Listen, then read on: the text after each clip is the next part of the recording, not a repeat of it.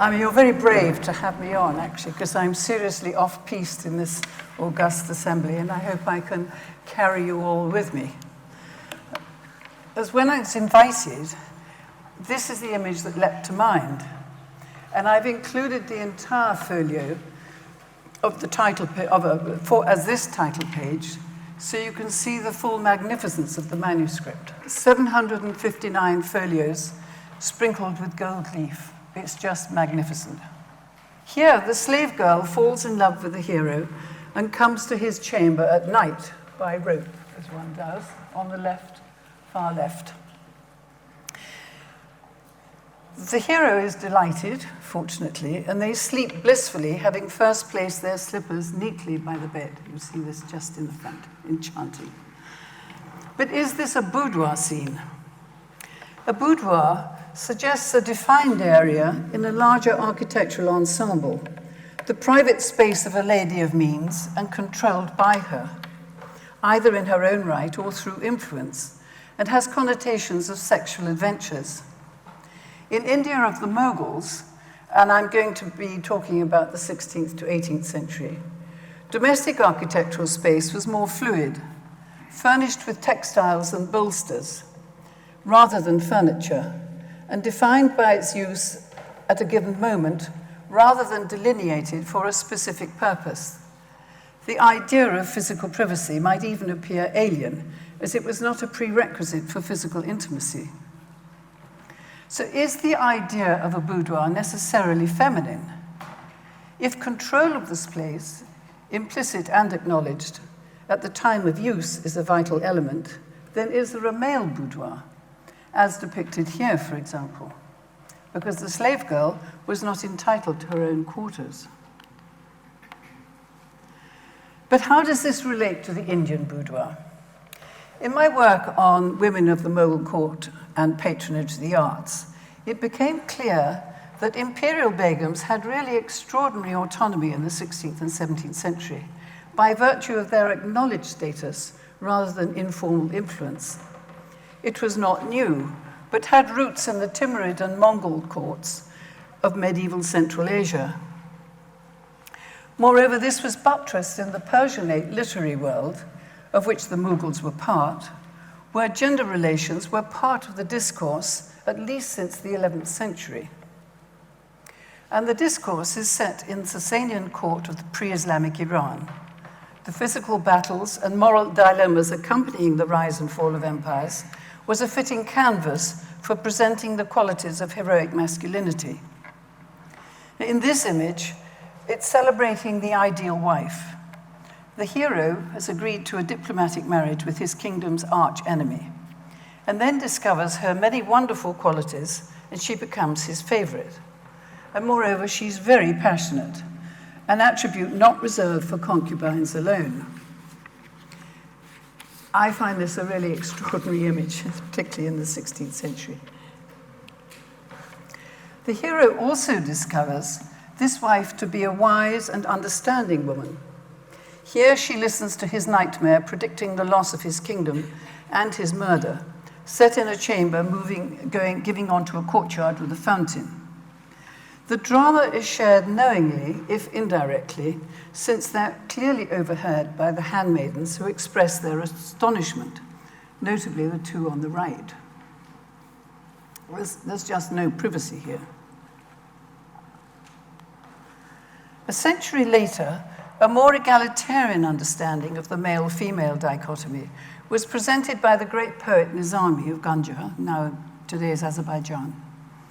Half the poem focuses on the hero's search for the 7 princesses of the 7 climes, with whom he has fallen in love, and he wants to make them his brides. His architect built a pavilion for each in his palace, perhaps a boudoir, in the color associated with the ruling planet of its occupant. He visited each on successive nights of the week, starting with the Indian princess in the black pavilion here on the right, on Saturdays. Tuesday, it was the Slav princess in the red pavilion, the basis of Turandot, and so on through the week. Each princess tells him a story, often with erotic imagery, and by Friday, the pleasure-seeking prince has been transformed into a wise and just king. and he marries the Persian princess. This loving couple on the left reflects the notion of equality. It's an early, very large-scale painting, and is quite curious to interpret, because how was it used? When was it used? When was it viewed? But it's very emotive, I find. In some illustrations, the stories are read rather than recited. On the right, and apologies for the quality of this image, the princess holds a book, and her attendants listen closely also, while another gives him a foot massage. I couldn't resist including this rare image of the woman hennaing her feet, which seems to be in a garden rather than interior. On the left is a princess holding a finely bound manuscript, not a unique example of the subject. Women, whether aristocratic or from families of the men of turbans, the ulema, often were well educated. A number were calligraphers and poetesses. And thus women, including educated women, are presented as agents of man's transformation, a significance not lost on any self-aware aristocratic woman who would know these stories through oral tradition and the many illustrated manuscripts found in royal libraries of the Timurid and Mughal courts. These romances are not antiquarian, but continue to permeate Persianate culture. A favorite was the story of Khusro, the Sasanian prince who fell in love with the Armenian Christian princess Shirin, on seeing the portrait prepared by his friend Shapur, the painter. It was the subject of more than 10 films in the 20th century, and in 2008, the great Persian film director Abbas Kiarostami presented it through the reactions of an audience of Iranian women watching the film in a cinema. And in 2011, the Islamic Republic forbade a printing house from publishing an 8th edition of this. So clearly it still resonates. But this is just to show the sheer scale of the area that we're talking about. The purple line is Genghis Khan's conquests, and the pink dots are the principal cities in which became the heart of the area that we're talking about, the Timurids and the Mughals. So there's Samarkand, Bukhara, and Balkh, the area known as Transoxiana, between the rivers Sirdarya and Amudarya. To the west is Herat and Mashhad, once Greater Khorasan, and today what is claimed by Islamic State Khorasan. The red line to the south of Samarkand shows Timur's conquests of Lahore and Delhi in 1399. Timur continued the Mongol traditions of acknowledging the role of women as integral to sovereignty, and his principal consort constructed a monumental madrasa in the heart of the capital, Samarkand. Similarly, his son and successor embarked on a program of monumental architecture in the new capital of Herat, led by his principal consort, Gauhar Shad. On the left is a mosque she built 1416 to 18 in Mashhad, with the inscription around the archway giving her many of her titles, such as noble in greatness, famous for nobility and honor and piety, and that she paid for it through her own means, important to have the spiritual merit. At the same time, she began construction of a group of religious foundations in Herat, a mosque, a madrasa, and tomb. You see on the right this vast area that it covered, and the minarets give an idea of the scale. And the fragment of vaulting is from the tomb up in the upper corner. The archway, again vast, 80 feet high, was surrounded with a dedicatory inscription acknowledging the patron, Queen of the Age, Gauhar Shad. So there was no doubting her position in the hierarchy of sovereignty.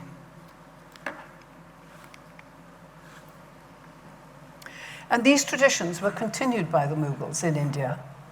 Babur, who won North India in 1526, observed, "In former times, our forefathers meticulously observed the Jinghisid Code.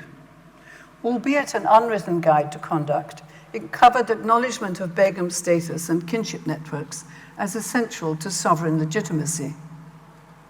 Not that the Begums gave them much option.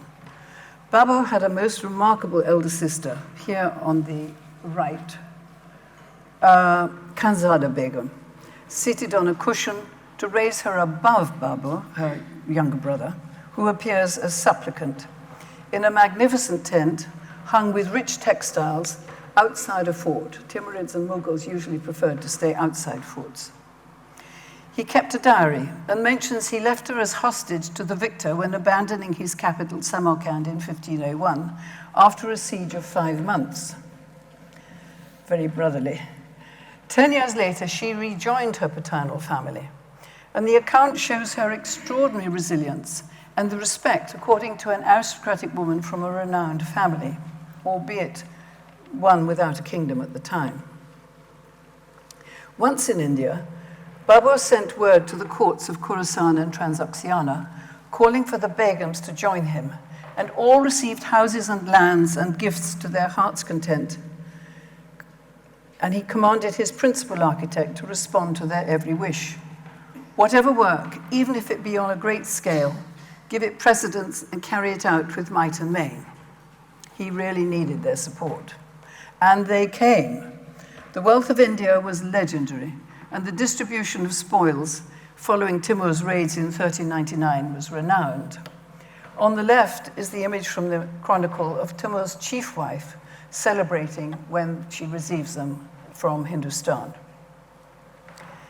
In Mughal India, the focus of women's space was the institution of the zenana, encompassing the female members of the ruler's extended family and princes and foster children up to puberty, together with the wet nurses and concubines. The most senior Begums usually were not the ruler's wives. They had extensive resources at their disposal and ran independent households. So if a woman controls the palace and her wish is her command, is the notion of boudoir relevant?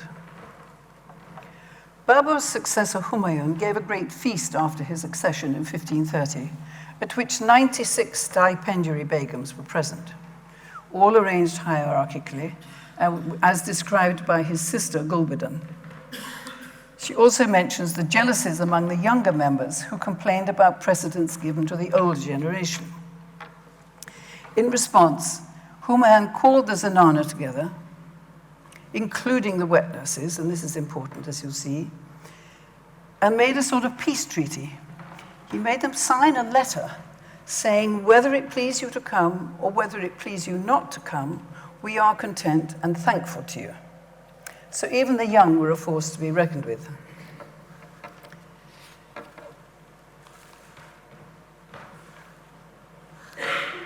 Akbar succeeded at the age of 14 in 1556 to a highly volatile situation. Among his closest advisors were the chief of wet nurses, who supervised his upbringing in Kabul, a shrewd lady to whom he was profoundly bound emotionally. He gave her permission to build a mosque and madrasa. This is unique. Completed in 1561-2, prominently situated near the main entrance to the imperial fort in Delhi, with a great gateway in imperial red sandstone, thus associating her with imperial authority. Giving such a symbolic role to a wet nurse was an important development. Usually nobly born, often selected from the imperial zenana or of senior officials, they were viewed in the Turco-Mongol and Islamic traditions as a vital channel of consanguinity in which milk was as thick as blood. Their own offspring and the whole family shared the good or bad fortune of the foster sibling, and their husbands rose high in the imperial administration. The ties of kinship and loyalty thus were expanded among the networks of the zenana and the lesser nobility. Like Timur, Akbar's problem was political legitimacy, but he had a different solution. The illustrated chronicles of the history of the reign included nativity scenes, for he elaborated the theory of his semi-divine origin, a form of virgin birth achieved by the semi-mythical ancestress of the Turkish tribes, impregnated by divine light, which after passing through diverse stages, manifested from the holy womb of Maryam Makani, his mother. Thus, mother and wet nurses were included in the iconography of sovereignty. And you'll see on the right the astrologers outside the chamber, noting the auspicious time of his birth. The institution of the zenana, overall, was under the imperial protection, but it was not in a single building, nor in a single enclosed space within a palace, nor even in a single palace. Indeed, generally it was not. The numbers of women in the zenana expanded dramatically in the 1560s and 1570s as a consequence of Akbar's conquests and series of dynastic marriages. 8 of his known 14 wives, including 2 who were returned as unsatisfactory, were of Rajput origin and accompanied by extensive entourage, and he retained the concubines of defeated rulers. In 1564, he began rebuilding the fort of Agra, transforming it from mud brick to a magnificent fortress of dressed sandstone. And here, within it, is the misnamed Jahangiri Mahal, a rare example which survives from this period, because most of it was either rebuilt by Jahangir or had the army in it, the British army in it. The nature of the Indian climate dictated easy access to open air, and palace architecture integrated terraces and gardens into the ensembles, the interior spaces having interconnecting room to assist airflow. How far physical privacy was possible is doubtful. And here you see on this veranda and inner courtyard is situated along the riverfront, and the plan shows all the interconnecting rooms, although exactly how they were used is not clear. Nor is it clear in the huge palace at the heart of Fatehpur Sikri, the zenana of Fatehpur Sikri, probably built for the Rajput mother of the heir apparent Prince Salim. The palace, which is outlined in red, was adjacent to the imperial apartments and within the highest secure enclosure, the inner sanctum for the emperor, outlined in blue. Other parts of the zenana, to the west, to the top left, which are still largely unexcavated, were beyond this enclosure, although secure, and overlooking the main route from Agra, where Begams are described as watching out for the caravans of rug merchants coming from Lahore, anxious to cure the first choice of their cargo.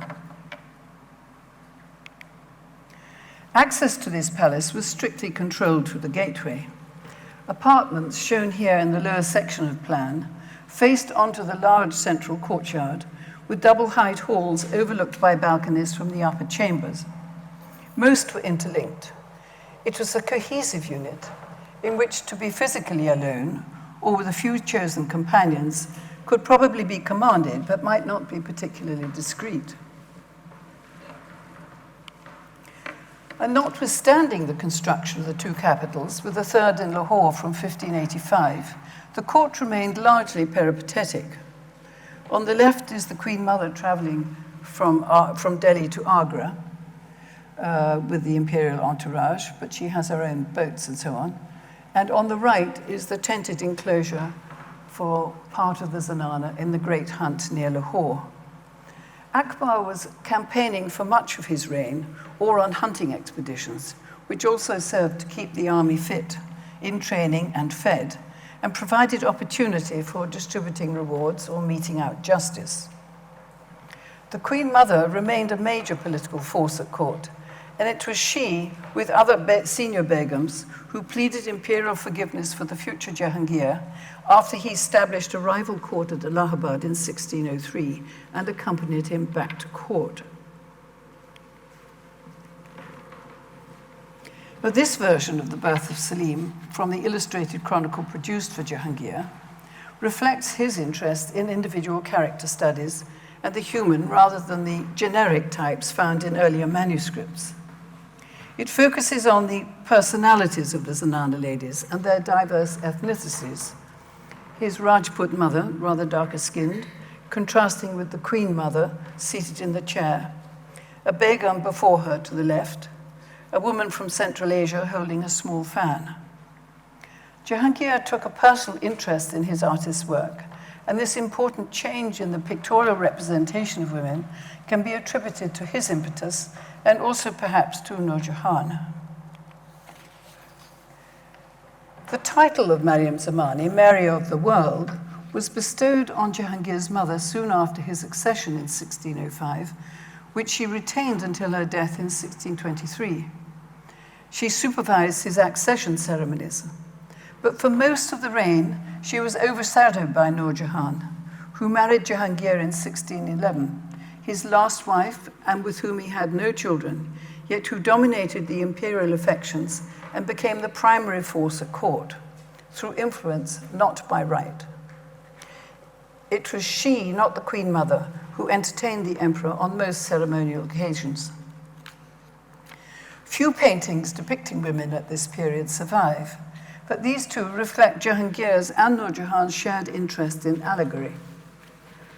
On the left, the lady, almost certainly Nur Jahan, is closely observed, bowing respectfully to the portrait of the Nimbate emperor, which she holds between her hands, a subtle reciprocity of power and sovereignty in which she is integral.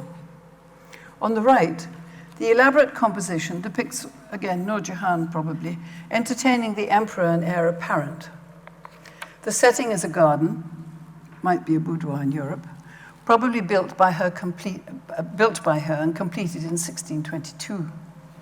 Here they're seated on a white floor spread, alluding to the white felt symbolic of Mongol Timurid sovereignty. Shah Jahan is placed on a magnificent rug, but on a slightly lower plane, and thus not included in the sovereign metaphor of Jahangir and his consort Nur Jahan. And Jahangir loathed Nur Jahan, Shah Jahan loathed Nur Jahan and took his vengeance when he came to the throne. The significance and role of First Lady was emphasized at the celebrations for Shah Jahan's accession in 1628. In full darbar, 32 titles were first granted to Mumtaz Mahal, the queen possessing the chastity of angels, wisest of her time, also associating her with administration as wave in the ocean of government. She then offered trays of jewels to the emperor, showering them over his forehead. Grants were made to the Sayyids, scholars, poets, and astronomers, and then the emperor moved with his chief consort to the Zenana for further ceremonies and the distribution of gifts, including to the imperial princes. This hierarchy of ceremonial clearly integrated the chief consort, Mumtaz Mahal, into the heart of sovereignty and placed the Zenana in the cultural hierarchy of the court, after esoteric practitioners, but ahead of the grandees of the realm to whom Shah Jahan made grants having emerged from the Zenana.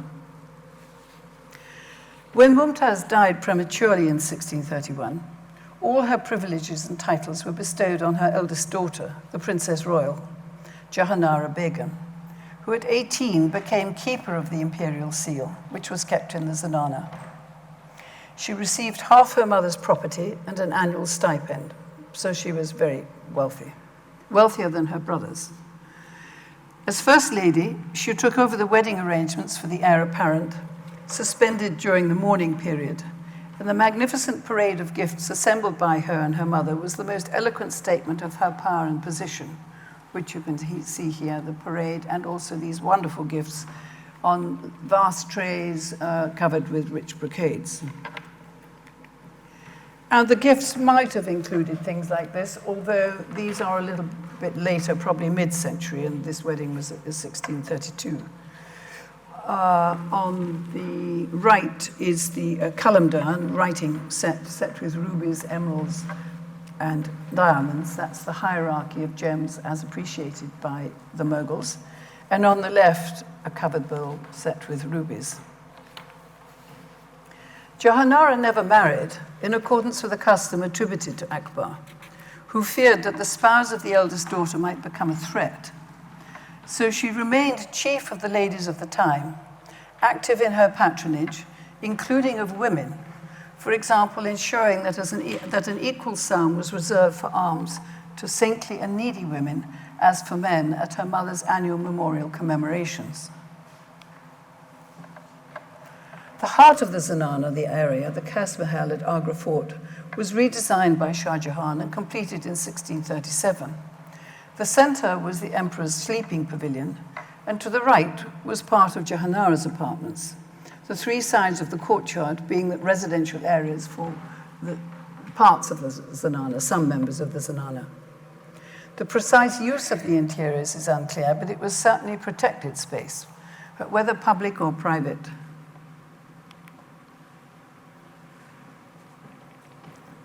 While Shah Jahan was constructing Shah Jahanabad in Delhi, Jahanara built and endowed a congregational mosque at Agra, which the city still lacked. Situated opposite the main gateway to the fort, it was a clear statement of her role, confirmed in the elaborate inscription around the great portal naming her titles: Princess of Women of the Age, Queen of the World, juxtaposed to the epithets of Shah Jahan. Reflecting the tradition of her Timurid forebears, this was the first and the last example of such a monumental inscription acknowledging the First Lady of the Mughal court. The growing number of genre studies in the 17th century with women as subjects reflects the increasing interest in life of the Zenana. In this relaxed scene set on a garden terrace where a small fountain plays, the principal Begum, leaning on a white bolster, is offered a glass of sherbet or perhaps wine. A wicked-looking black cat eyes some pomegranates, and a very bejeweled baby sits contentedly, Minder apparently asleep. The scenes of lovers in an open-air setting are extremely tender in their eroticism and quite different from what we've seen up to date. The focus is on the relationship of the couples. On the left, Darashiko, by a river on a terrace set with rugs and cushions, wine bottle, pan, and spittoon, with musicians and handmaidens who are usually or very frequently in these sort of pictures. But on the right, the couple in a grove are alone, suggesting a different approach to intimacy. But who ordered these preparations? Is the appropriation of the bolster an indication as to whether it's a female or a male boudoir? To a European eye, this might appear a classical boudoir scene, a wistful princess drowning her sorrows with a confidant.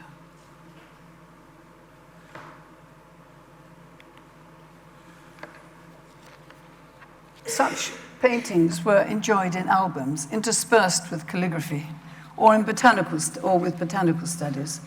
The subjects reflect the patron's interests. Here, the Nawab of Awadh, who presented it to Lord Clive in 1765. Contains many individual portraits of ladies, all unnamed, and mostly inward-looking. Here on the left is the trope for loneliness, and on the right, perhaps a spiritual reflection with the flowers of paradise. This is an extraordinary image, very difficult to interpret. A terrace scene at night, perhaps depicting Diwali, a festival of lights. The sky is full of stars, but the country beyond the bank appears full of twinkling lamps also. The prince awaits his love for the night, but she's being almost dragged to his side. So who painted such a scene? Was it a male artist, who sometimes were allowed access to the Zenana, or a female artist, of whom there were a few, and how was it enjoyed?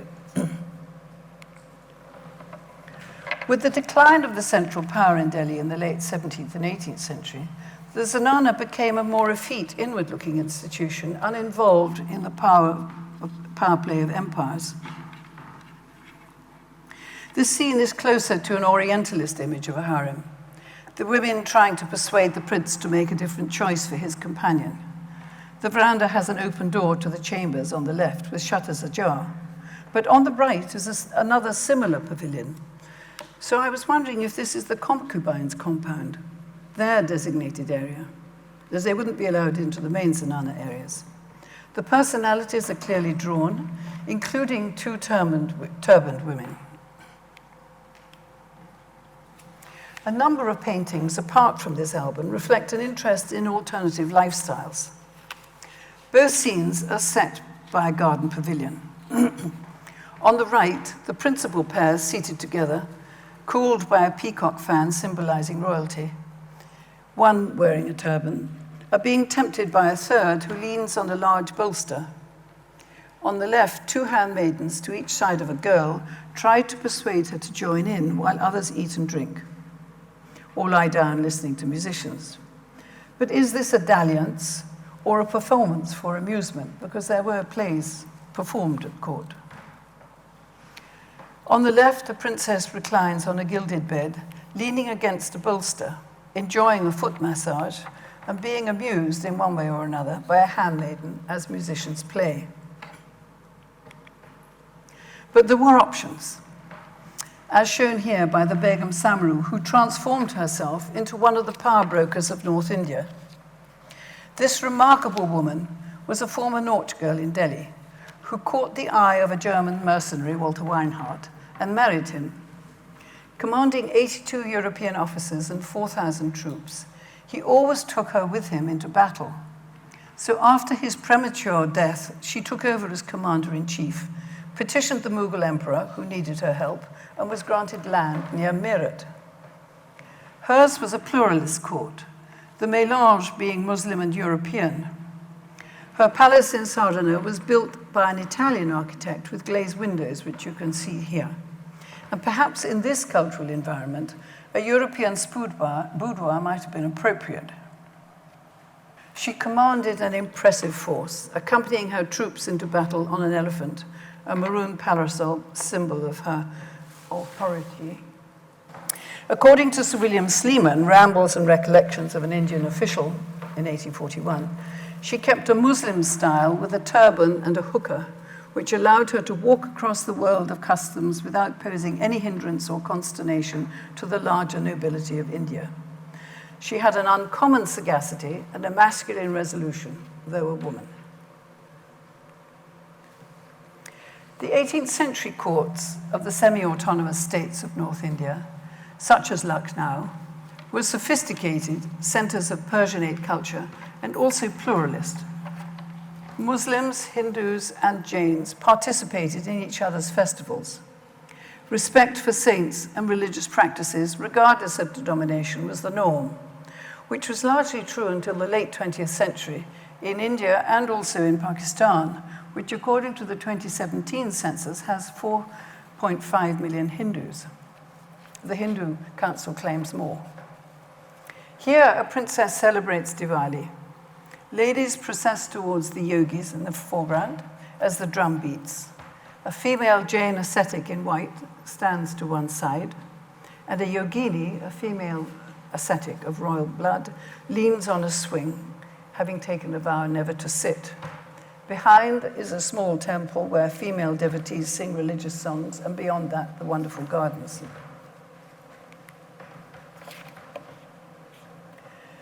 These panoramas of boudoirs are quite common in, they're large scale and quite commonly produced in Lucknow in the 1760s, 70s.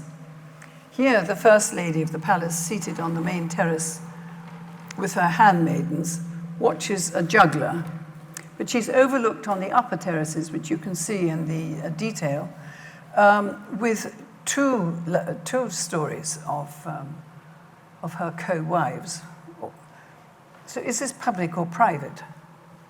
The vistas over the gardens are a pastiche on European perspective.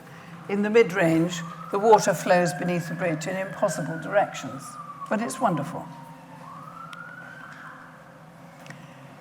From a similar large-scale series as the previous one, and I apologize for this quality of the image, but it was irresistible. The princess sits by the pool with one foot in the water, having a foot massage by someone who's actually thigh-deep in the water, attended by musicians. But the upper terraces are empty. Does this imply that everyone has left the palace? The fountains are playing, a technological achievement by the banks of a river, requiring sophisticated hydraulic systems to make the fountains flow. The distant river flows logically under the bridges downstream, so that's well understood, while cannon of the East India Company troops assault a hilltop fort in the distance. The style may be deliberately and gloriously kitsch, but more importantly is it satirical. The treaty following Clive's victory at Buxar in 1764 gave the East India Company the right to levy taxes and to protect, quotes, the interests of the state, evidently to be interpreted to the benefit of the East India Company, and any military action was to be paid for by Ovid. Ovid was being milked and knew it. So can this painting be interpreted as a commentary that despite cultural and technological sophistication, it was political chicanery, corruption, and circumstances beyond personal control which resulted in takeover and devastation by an alien power? Knowingly, you watch your fortunes disintegrate. What else to do but to have a pedicure and observe the unfolding disaster safely from the palace, enjoying your physical comforts for your final moments? In 1976, Satyajit Ray presented one of the great classics, The Chess Players. It was set in Lucknow in 1856, where two old friends from the aristocracy abandoned their families to play chess as the British march in to annex the kingdom. Perhaps satire and the self-awareness it reflects was already in the wind 200 years earlier. So is this the ultimate boudoir, a place of forgetfulness, of withdrawal from the world of physical realities into the inner mind, neither public nor private space?